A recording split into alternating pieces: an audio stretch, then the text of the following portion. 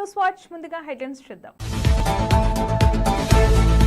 Sitarama project canal పనులను పరిశీలించిన రాష్ట్ర వ్యవసాయ శాఖ మంత్రి తుమ్మల నాగేశ్వరరావు. జిల్లా కేంద్రంలోని ప్రభుత్వ ఆసుపత్రిని 50 పడకల నుండి 100 పడకలకు అప్గ్రేడ్. అర్ధరాత్రి జల్లెడ పట్టిన కృష్ణా జిల్లా పోలీసులు. ఏటీఎంల మూసివేత పాక్ స్పష్టత. తలదాచుకున్న పాకిస్తాన్ ప్రధాని.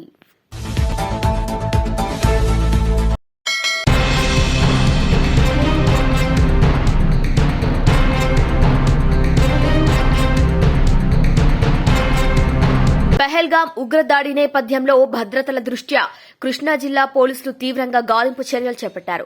దీనిలో భాగంగా గురువారం అర్ధరాత్రి కృష్ణా జిల్లా ఎస్పీ ఆర్ గంగాధర్ స్వయంగా పాల్గొని అల్గాలోని భద్రతాపరమైన చర్యలు పరిశీలించారు. జిల్లా వ్యాప్తంగా బస్టాండ్, రైల్వే స్టేషన్, లాడ్జీలు తనిఖీలతో పాటు వివిధ ప్రాంతాల నుండి వచ్చే వాహనాలను క్షుణ్ణంగా తనిఖీలు చేపట్టారు. ఇక అనుమానితుల నుండి పూర్తి సమాచారాన్ని సేకరిస్తున్నారు. దేశంలో నెలకొన్న పలు ఉద్రిక్త పరిస్థితుల నేపథ్యంలో ప్రజల రక్షణ కోసం పటిష్ట చర్యలు తీసుకోవడం జరుగుతుందని అన్నారు. ప్రజలకు ఎవరైనా అనుమానిత వ్యక్తులు తారసపడినా, సందేహం కలిగినా పోలీసులకు సమాచారం అందించాలని ప్రజలకు విజ్ఞప్తి చేశారు.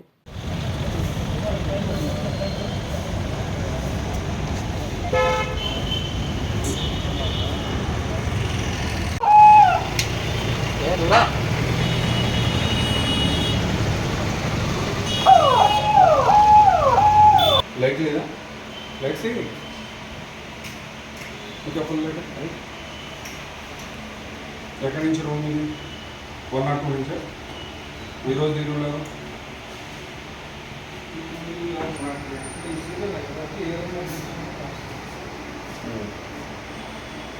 ఎన్ని రూమ్లో ఉన్నాయి మీ దాంట్లో? 14 రూమ్లో స్టార్టింగ్ రూమ్ ఇది 101లో ఎవరున్నారు? ఎవరు?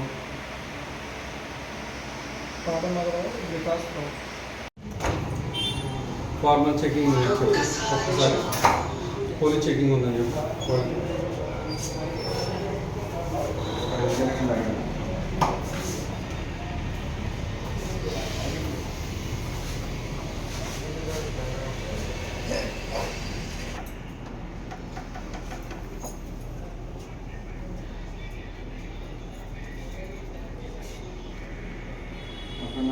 आनंद सिंह। आप क्या काम करते हो? आपके पास ड्यूटी अलॉटमेंट का आपका क्या रिग में क्या काम करते हैं? रिग में क्या काम करते हैं? वो ओएनजीसी में क्या है? आपका ऑफिसर का आईडी कार्ड कहाँ है? आपका ऑफिसर का आईडी कार्ड कहाँ है? वो आइडेंटिटी है तुम्हारा का आइडेंटिटी दोनों के जाओ चलो पुलिस वाले आते हैं ना तुम सो जाते हैं नहीं बात करते नहीं बात करते का आपको गांव बनेगा हाँ मैं आपको समझ नहीं आया। एक इंस्पेक्टर आते आपका कहाँ स्टेट में से आया इधर वही यही है वो पुलिस उधर वो पुलिस वाला 3 आदमी आते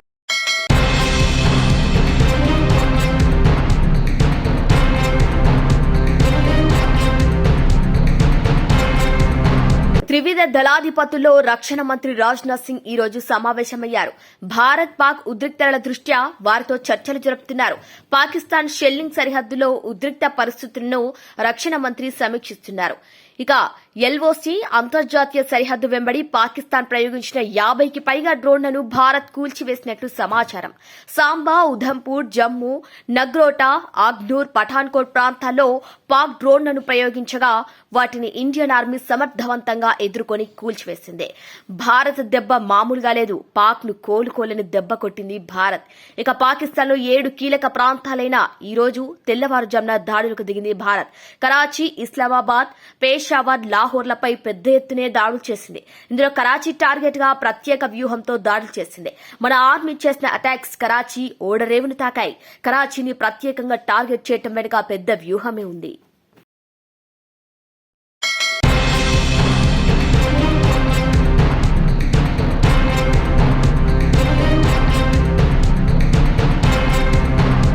అనంతపురం జిల్లా పర్యటనలో భాగంగా ముఖ్యమంత్రి చంద్రబాబు నాయుడు శుక్రవారం మధ్యాహ్నం గన్నవరం విమానాశ్రయం నుంచి 12 గంటల 20 నిమిషాలకు పుట్టపర్తిలోని శ్రీ సత్యసాయి విమానాశ్రయానికి వచ్చేశారు. ఈ సందర్భంగా ముఖ్యమంత్రి చంద్రబాబుకు ఘన స్వాగతం పలికారు మంత్రులు Savitha, TG Bharath, MP BK Parthasarathi, ఎమ్మెల్యేలు పల్లె సింధూర, కందికుంట వెంకట ప్రసాద్, ఎంఎస్ రాజు ఘన స్వాగతం పలికారు. మరికొద్దిసేపట్లో ప్రత్యేక హెలికాప్టర్లో వజ్రకరూరు మండలం ఛాయాపురం చేరుకున్నారు.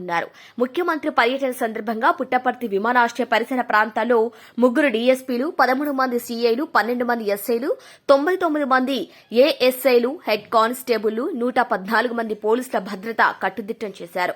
ఇక ఎస్పీ రత్న దగ్గరుండి బందోబస్తును పర్యవేక్షించారు.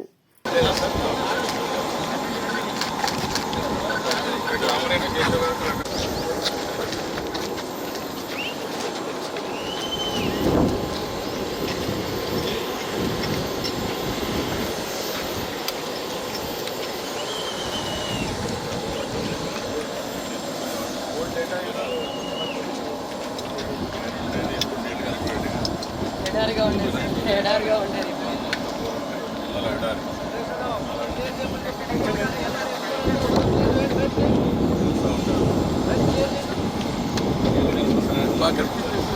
వచ్చిన తర్వాత కూడా ఇక్కడ లైనింగ్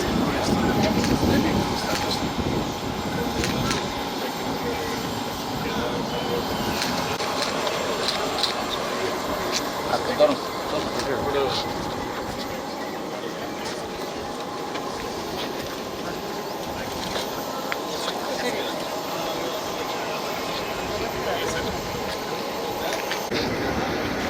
అన్న వచ్చాను చేపలు వెళ్ళిపోతుంది ఇక్కడ ఉంటే ఇబ్బంది.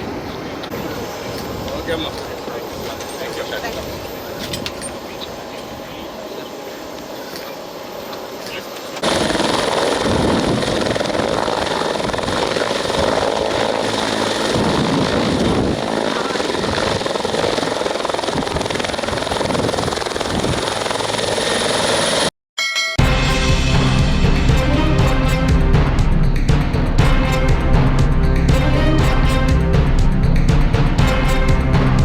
అన్నపురెడ్డిపల్లి మండల పరిధిలోని తొట్టిపంపు గ్రామం వద్ద నిర్మాణంలో ఉన్న సీతారామ ప్రాజెక్టు కెనాల్ పనులను పరిశీలించిన రాష్ట వ్యవసాయ శాఖ మంత్రి తుమ్మల నాగేశ్వరరావు. ఇక కెనాల్ పనులను త్వరితగతిన పూర్తి చేయాలని అధికారులను ఆదేశించారు మంత్రి తుమ్మల. పర్యటనలో సంబంధిత అధికారులకు పూర్తిస్థాయి పనులను త్వరితగతిన పూర్తి చేయాలని ఆదేశించారు. కెనాల్లోని చిన్నపాటి లోటుపాట్లను సరిచేసి సక్రమంగా ఉండేలా చూడాలని దిశానిర్దేశం చేశారు. ఇక నిర్మాణంలో నాణ్యత లోపాలు సక్రమంగా పాటించాలని సూచించారు. కాల్వకు సంబంధించి అక్కడక్కడ కొన్ని చోట్ల అవసరమైతే లింక్ కెనాల్స్ ఏర్పాటు చేసి వ్యవసాయ రంగానికి సాగునీరు పూర్తి స్థాయిలో రైతాంగానికి అందించాలని అధికారులతో అన్నారు.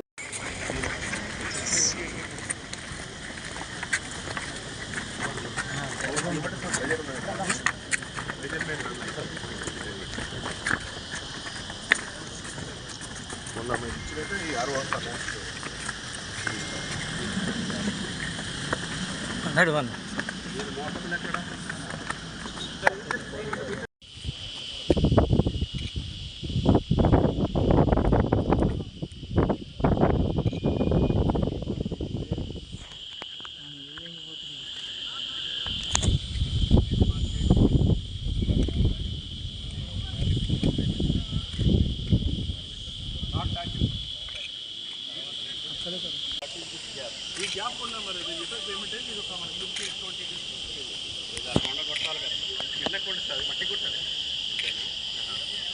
మరి ఎక్కడ మొదలు పెట్టమనాలి. నడుస్తుంది సార్, ప్రాబ్లం ఏం లేదు. అంటే 2 పీస్ అలైన్మెంట్ పచ్చిపల్లి మ్యాప్ పట్టుకుంటే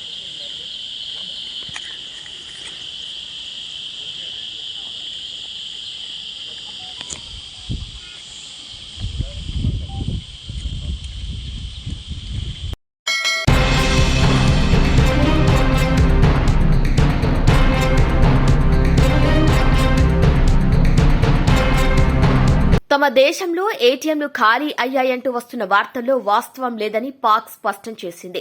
ఏటీఎంలను మూసివేయలేదని తేల్చి చెప్పేసింది. ఇక భారత్ పాక్ మధ్య నెలకొన్న ఉద్రిక్తల నేపథ్యంలో 2 నెలలకు సరిపడా ఆహార పదార్థాలను నిల్వ చేసుకోవాలని ఈ క్రమంలోనే పాకిస్తాన్లోని ఏటీఎంలు అన్ని ఖాళీ అయ్యాయని, దీంతో ఏటీఎంలను మూసివేస్తున్నారంటూ వార్తలు వెల్లువెత్తాయి.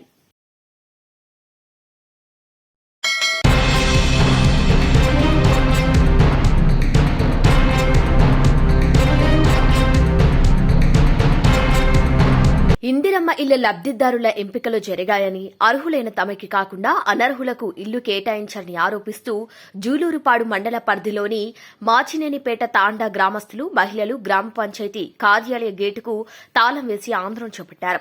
గ్రామ పంచాయతీ కార్యదర్శి కార్యాలయంలో విధులు నిర్వహిస్తుండగానే గ్రామస్తులు కార్యాలయ గేటుకు తాళం వేసి తమ ఆందోళన చేపట్టారు. ఈ సందర్భంగా మహిళలు మాట్లాడుతూ తమ నిరుపేద కుటుంబాలని, తాము నివసించే ఇల్లు కూడా సరిగ్గా లేవని, వర్షాకాలం వస్తే తాము నివసించే ఇళ్లలో ఉండలేక నానా ఇబ్బందులు పడుతున్నామని, అలాంటి ఇళ్లలో నివసిస్తున్న తమకి కాకుండా అనర్హులకు ఇల్లు కేటాయించారని మహిళలు ఆరోపించారు. అర్హుల జాబితాలో తమ పేర్లు ఉన్నాయని, కానీ లబ్దిదారుల జాబితాలోకి వచ్చేసరికి తమ పేర్లను తొలగించారని, లబ్దిదారులు జాబితా లిస్టు చూపించమంటే కూడా కనీసం చూపించడం లేదన్నారు.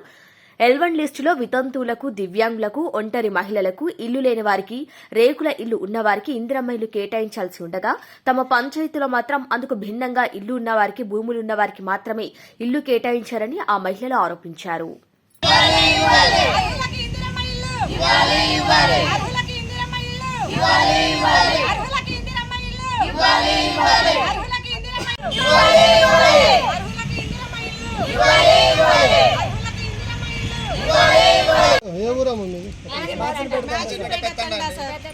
మ్యాచిన్పేట తండా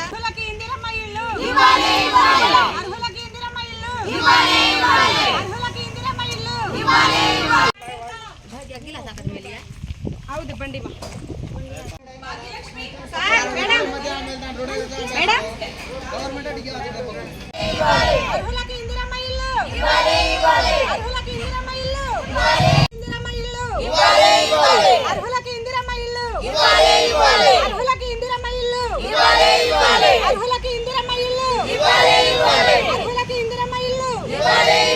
సార్ మాది మాచినేనిపేట పెద్ద తండా గ్రామం సార్, భద్రాద్రి కొత్తగూడెం డిస్టిక్.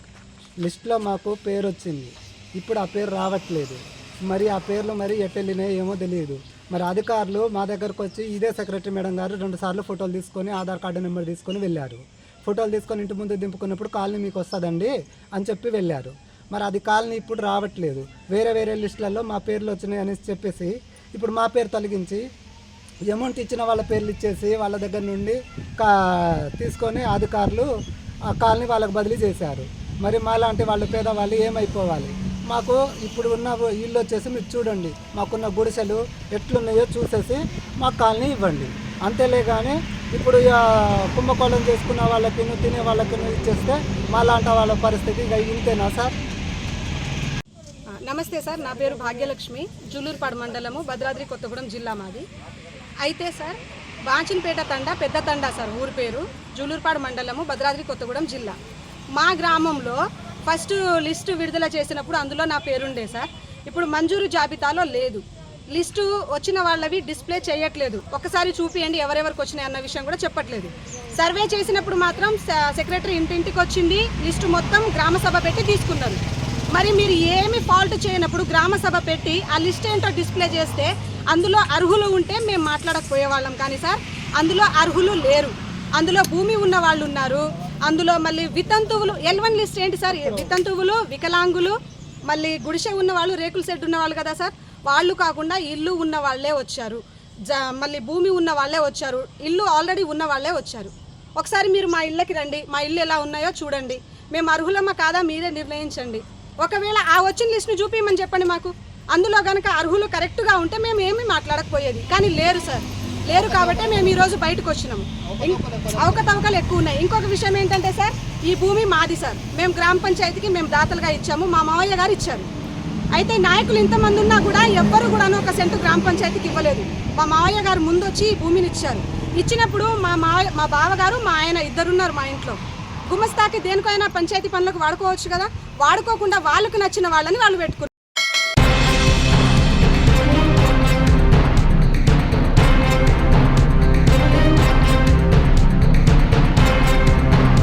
పాకిస్తాన్ దాడులతో భారత్ ప్రతిదాడులకు దిగింది. పాక్లోకి చొచ్చుకెళ్లి మరీ భీకర దాడులు చేస్తుంది. ఇస్లామాబాద్ లో పాకిస్తాన్ ప్రధాని షెహబాజ్ షరీఫ్ ఇంటి దగ్గర బాంబు పేలుడు సంభవించినట్లు సమాచారం. పాక్ ప్రధాని ఇంటి దగ్గర డ్రోన్లతో భారత్ దాడి చేసింది. ఇక వెంటనే అలర్ట్ అయిన పాక్ ఆర్మీ భద్రత నడుమ ప్రధాని షరీఫ్ ని సురక్షిత ప్రాంతానికి తరలించినట్టు తెలుస్తోంది. అటు బాంబుల మూతతో పాకిస్తాన్ దద్దరిల్లుతోంది. పాక్ ప్రధాన నగరాలను భారత్ టార్గెట్ చేసింది. సియాల్కోట్, బహవల్పూర్, పేషావర్లో డ్రోన్లతో బాంబుల వర్షం కురిపిస్తోంది భారత్. ఇక ఇండియన్ నేవీ దెబ్బకు పాక్ ఉక్కిరిబిక్కిరి అయిపోయింది. పాకిస్తాన్ బరితెగించింది. ఓవైపు సరిహద్దు గ్రామాల్లో కాల్పులు జరుపుతున్న పాక్ అనూహ్యంగా గురువారం రాత్రి భారత్పై దాడులకు తెగబడింది. జమ్మూలోని ఎయిర్పోర్ట్ సహా అనేక ప్రదేశాలపై మిస్సైల్స్, డ్రోన్లతో దాడి చేసింది. ఇక గురువారం రాత్రి అంతర్జాతీయ సరిహద్దు మీదుగా జమ్మూపై రాకెట్లు ప్రయోగించింది. వెంటనే భారత ఆర్మీ అలర్ట్ అయింది. ప్రతిస్పందనగా భారత ఫైటర్ జెట్లు దూసుకెళ్లాయి. భారత్ తన వైమానిక రక్షణ వ్యవస్థను యాక్టివేట్ చేసింది. ఇది వచ్చే రాకెట్లను విజయవంతంగా అడ్డుకుంటుంది. ఇక పాక్ డ్రోన్లు, జెట్లు, మిసైల్స్ ను భారత్ కూల్చివేసింది. గురువారం సాయంత్రం జమ్మూ కాశ్మీర్లోని కుప్వారా, బారాముల్లా, పూంచ్, సాంబా, ఉరి జిల్లాలో నియంత్రణ రేఖ వెంబడి పాకిస్తాన్ దళాలు కవ్వింపు చర్యలకు దిగాయి. జమ్మూ కాశ్మీర్లోని అంతర్జాతీయ సరిహద్దుకు సమీపంలో ఉన్న జమ్మూ, పఠాన్కోట్, ఉధంపూర్ సైనిక స్థావరాలను పాక్ లక్ష్యంగా చేసుకుంది. క్షిపణులు, డ్రోన్లను ప్రయోగించింది.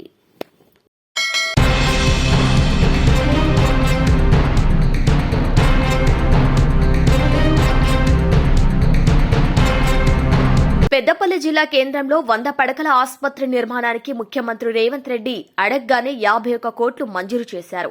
పెద్దపల్లి ఆసుపత్రిలో ఈ 15 నెలల్లో అన్ని సౌకర్యాలు కల్పించడం జరిగిందని అన్నారు. దీంతో ఈ జిల్లా ఆసుపత్రికి వివిధ మండలాల నుంచి రోజు సుమారు 800 మంది పైనే వచ్చి పరీక్షలు చేసుకుంటున్నారన్నారు. ప్రైవేట్ హాస్పిటల్ కు దీటుగా ప్రభుత్వ ఆసుపత్రి ఉండాలనే ఉద్దేశంతోనే నిరుపేదలకు అన్ని రకాల వైద్యం అందించాలనే ఉద్దేశంతోనే ఈ 15 నెలల కాలంలో అన్ని రకాల పరీక్షలు చేసే పరికరాలను సమకూర్చడం జరిగిందన్నారు. దీంతో నెలలో 200 ప్రసవాలు జరుగుతున్నాయని అన్నారు.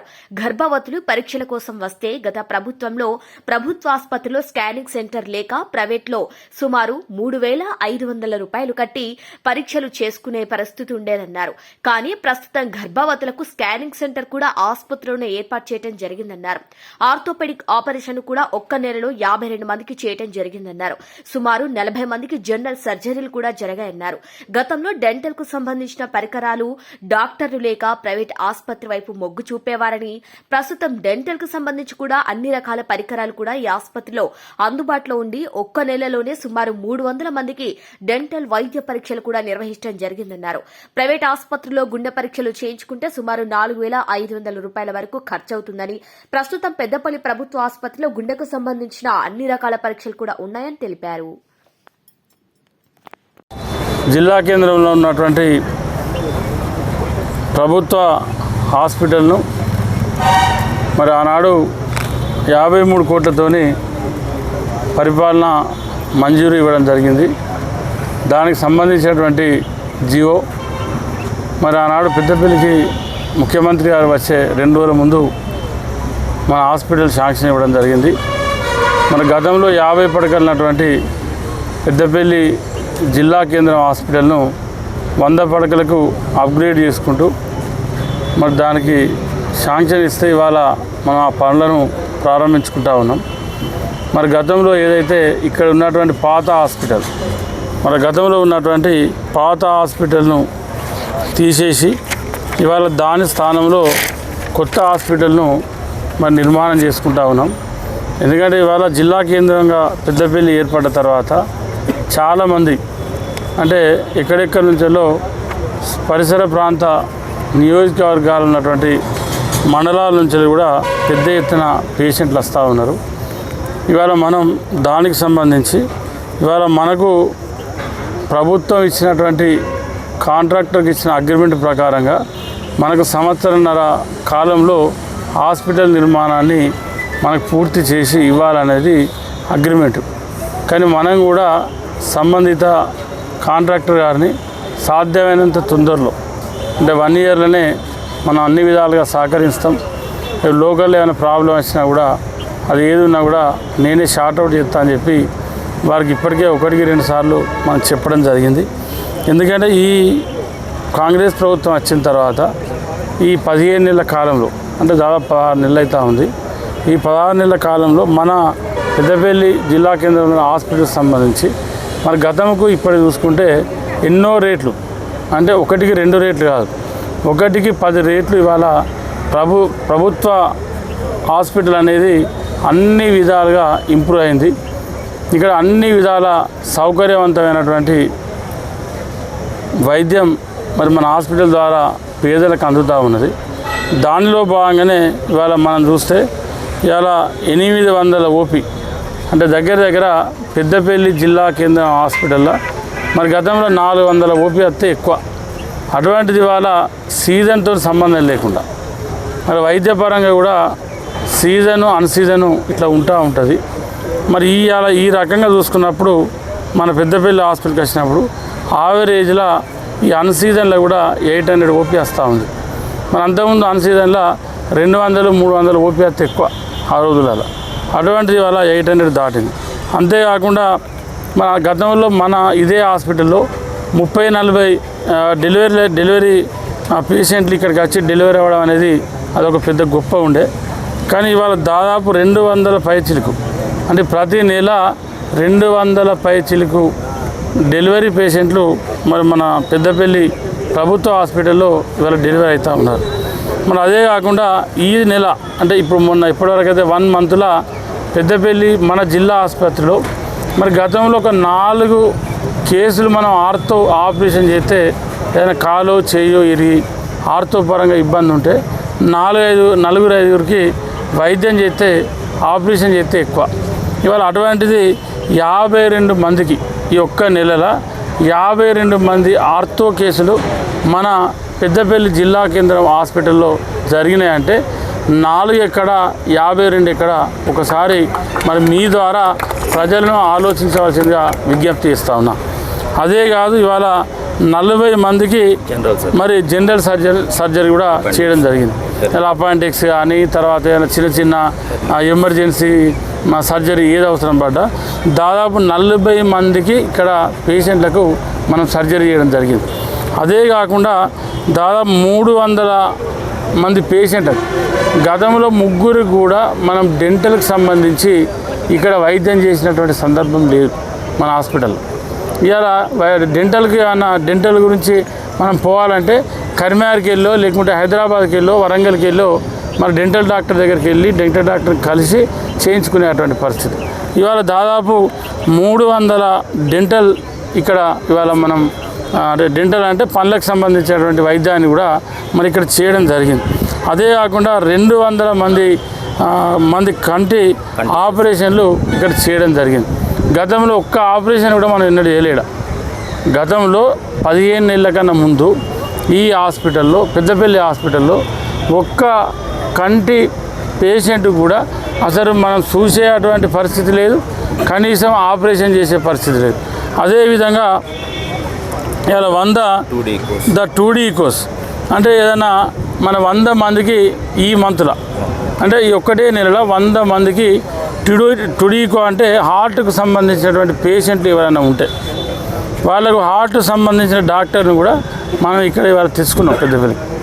దానికి సంబంధించి ఈసీజీ కానీ తర్వాత టుడీకో కానీ ఇక్కడనే హార్ట్ పేషెంట్ని గుర్తించి మరి ఎవరికన్నా హార్ట్ వీక్ ఉందా లేకుంటే ఇంకేమన్నా ప్రాబ్లం ఉందా లేకుంటే బాగానే ఉన్నాడా అని చెప్పి మనం ఐడెంటిఫై చేసి ఇంకా కూడా ఏమైనా చిన్న ప్రాబ్లం ఉంటే ఎంజియోగ్రామ్ కూడా అంటే కరీంనగర్కో లేకుంటే హైదరాబాద్కో రిఫర్ చేసి మనం ఎంజియోగ్రామ్ చేయించుకుంటే ఇంకా దాని ద్వారా కూడా పూర్తి సమాచారం తెలుస్తుందని చెప్పి మనం ముందస్తుగా ఎవరన్నా గుండె వీక్ ఉన్న వాళ్ళు ఉంటే కూడా అటువంటి వాళ్ళకు కూడా ఇవాళ మనం దాదాపు 100 మందికి మన హాస్పిటల్ చేయడం జరిగింది. మరి అదేవిధంగా దాదాపు 150 మందికి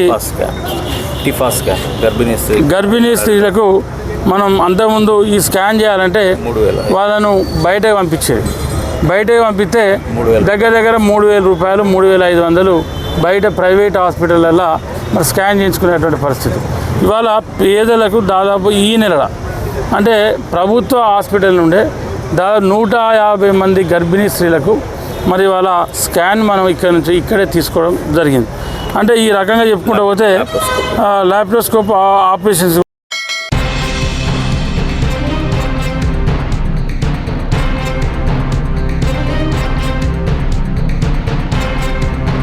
బులెటిన్ ముగించే ముందు హెడ్లైన్స్ మరొకసారి. సీతారామ ప్రాజెక్టు కెనాల్ పనులను పరిశీలించిన రాష్ట్ర వ్యవసాయ శాఖ మంత్రి తుమ్మల నాగేశ్వరరావు. జిల్లా కేంద్రంలోని ప్రభుత్వ ఆసుపత్రిని 50 పడకల నుండి 100 పడకలకు అప్గ్రేడ్. అర్ధరాత్రి జల్లెడ పట్టిన కృష్ణా జిల్లా పోలీసులు. ఏటీఎంల మూసివేత, పాక్ స్పష్టత. తలదాచుకున్న పాకిస్తాన్ ప్రధాని. ఇవి వాళ్ళ bulletin updates. Keep watching news watch.